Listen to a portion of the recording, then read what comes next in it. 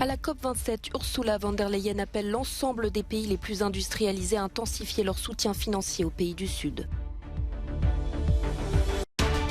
Des élections de mi-mandat cruciales aux États-Unis. Les républicains pourraient reprendre le contrôle du Congrès, une menace sérieuse pour l'actuel président démocrate.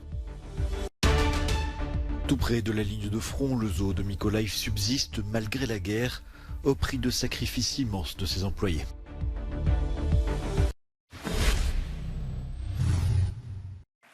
La présidente de la Commission européenne a pressé les pays de l'hémisphère nord à suivre l'exemple européen en accélérant leur aide financière envers les pays du Sud.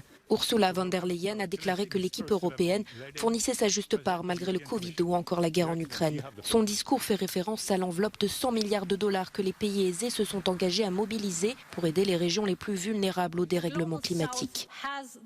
Les pays de l'hémisphère sud ont les ressources en abondance. Faisons équipe. C'est pourquoi l'Union européenne signe de nouveaux partenariats pour l'hydrogène avec l'Égypte, la Namibie et le Kazakhstan. C'est pourquoi nous aidons des partenaires tels que le Vietnam et l'Afrique du Sud à décarboner leur économie. Nous devons atteindre l'objectif de Paris. Et l'Europe maintient le cap. Nous réduirons nos émissions de gaz à effet de serre d'au moins 55% d'ici à 2030. Experts du climat et militants craignent que les négociations n'abordent pas efficacement l'une des questions les plus urgentes, à savoir les pertes et dommages. Il s'agit des dégâts les plus dévastateurs provoqués par des phénomènes météorologiques extrêmes, comme de très graves inondations ou des vagues de chaleur. Depuis plus de 30 ans et avant même que la Convention cadre des Nations Unies sur les changements climatiques de 2015 ne soit adoptée, les pays en voie de développement et les communautés en première ligne réclament des financements pour faire face aux pertes et dommages qu'elles subissent. Pendant cette COP27, les acteurs peuvent choisir de prendre des mesures pour soutenir ces communautés, les aider à affronter ces préjudices, ou ils peuvent botter en touche et retarder encore plus l'action. Des menaces qui pèsent aussi sur l'Europe alors que le continent vient d'enregistrer son mois d'octobre le plus chaud selon Copernicus. Ce programme de l'UE a révélé qu'une vague de chaleur a entraîné des températures moyennes près de 2 degrés au-dessus de la période comprise entre 1991 et 2020. Après l'effervescence qui a entouré le ballet des chefs d'État et de gouvernement, place à l'ambiance plus feutrée des négociations.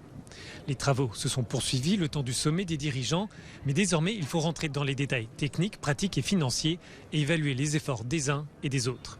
C'est donc une nouvelle dynamique qui s'enclenche lors de cette conférence sur le climat, dynamique qui pourrait s'accélérer de nouveau lors des derniers jours, voire les dernières heures, pour tenter d'arracher un compromis. Grégoire Laurie, Euronews, Sharm el-Sheikh. Le président du Conseil européen appelle les États-Unis à respecter leurs engagements climatiques. S'adressant à Euronews pendant la COP27, Charles Michel a expliqué qu'aucun pays, même le plus puissant militairement et économiquement, ne peut faire face seul aux défis actuels. Je crois en tout cas que l'Union européenne fait sa part et moi j'appelle les États-Unis et Al Gore à faire aussi sa part. Si je prends l'exemple des 100 milliards d'euros qui ont été promis depuis fort longtemps aux pays en développement, l'Union européenne assume parfaitement sa part avec les États membres. On voit bien qu'il y a une déception dans le chef des pays en développement qui ne sentent pas un soutien suffisant.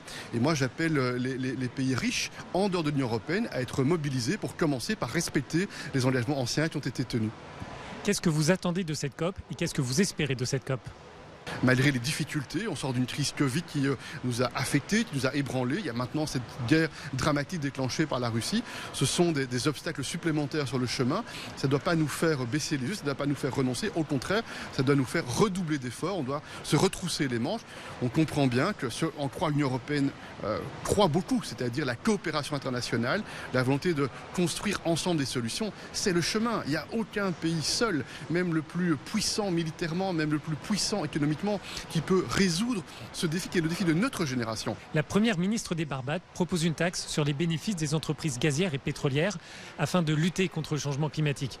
Est-ce une proposition que l'Union européenne pourrait soutenir ? Il y a des pays aujourd'hui qui sont extrêmement aidants pour garantir l'approvisionnement énergétique de l'Europe, mais ces pays dans le même temps ont des revenus extrêmement importants générés par la hausse des prix. J'avais l'occasion il y a quelques instants d'être en contact avec des responsables norvégiens, par exemple. Il en va de même pour les États-Unis. On a des partenaires, des amis, des alliés avec qui on travaille bien sur la question de l'approvisionnement. C'est une bonne chose. Je crois qu'il faut aussi être engagé avec eux sur la question des prix, parce que c'est l'intérêt de tout le monde que l'on n'ait pas une récession qui soit profonde, qui soit grave, qui dure longtemps.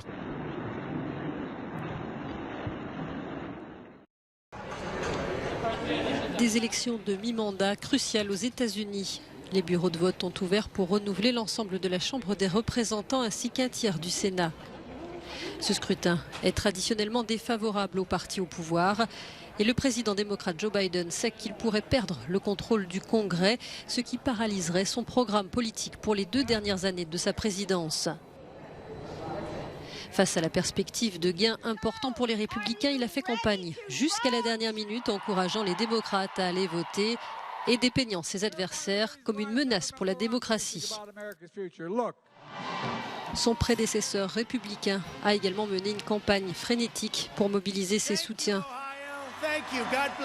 Donald Trump entretient un vrai faux suspense sur sa prochaine candidature pour la présidentielle de 2024. Il a ainsi promis une très grande annonce pour le 15 novembre prochain. Les résultats définitifs du vote de ce mardi pourraient ne pas être connus avant plusieurs jours. Il crie à l'aide. Désespoir à bord de ce navire de sauvetage de migrants à Catane, en Sicile. 3 hommes se sont jetés à l'eau. La colère gronde suite au refus du gouvernement italien de laisser débarquer ces personnes restées à bord. Le Geo Barents, un navire géré par Médecins sans frontières avec 572 passagers, a accosté dimanche. 357 personnes ont débarqué, des mineurs et des gens malades. Le Geo Barents et un autre navire humanitaire, le Humanity One, ont reçu l'ordre de quitter Catane. Tous 2 refusent d'appareiller. Ailleurs, soulagement pour ces migrants sur un 3e navire, le Rise Above. Après des jours d'attente, il a évacué ses 98 passagers en Calabre. Les problèmes de santé augmentaient à bord.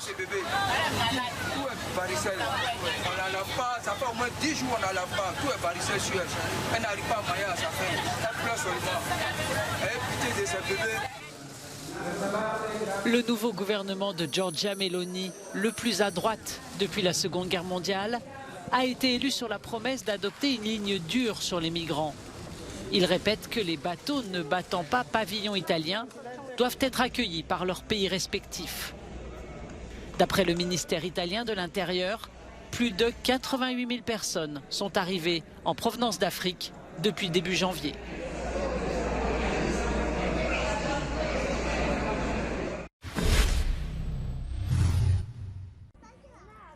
Par une belle journée ensoleillée, le zoo de Mykolaïv dans le sud de l'Ukraine est si paisible que les visiteurs peuvent laisser la guerre derrière eux quelques instants. Mais la vue des débris de roquettes tombés ici un peu plus tôt et le bruit des explosions lointaines nous ramènent à la réalité. La ligne de front sud de la guerre entre la Russie et l'Ukraine se situe à quelques kilomètres. C'est un endroit merveilleux où nous pouvons nous distraire de la guerre, nous détendre, passer du temps avec les enfants, les divertir, les intéresser et leur apprendre quelque chose. Les jardins d'enfants ne fonctionnent pas en ce moment, alors nous essayons de continuer à apprendre comme nous pouvons. Pour garder les animaux en bonne santé dans ces circonstances, ce zoo, l'un des plus anciens d'Ukraine, a dû apprendre le système D.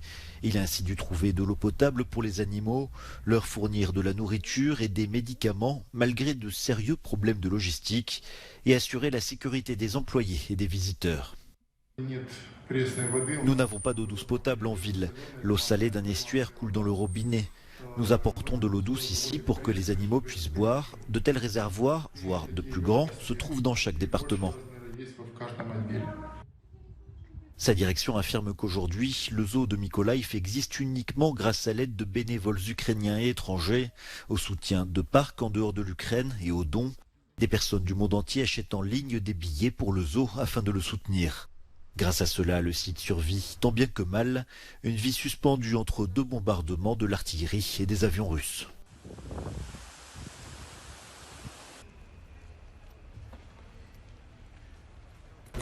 Chaque jour, en disant au revoir, nous espérons que le lendemain nous nous reverrons. Voilà notre vie aujourd'hui. Le plus grand défi est maintenant l'arrivée de l'hiver. L'infrastructure de chauffage et l'approvisionnement en électricité de la ville sont dans le viseur de la Russie. L'équipe du zoo affirme qu'elle fera tout pour assurer la sécurité des animaux. Mais combien de temps cela pourra-t-il durer ?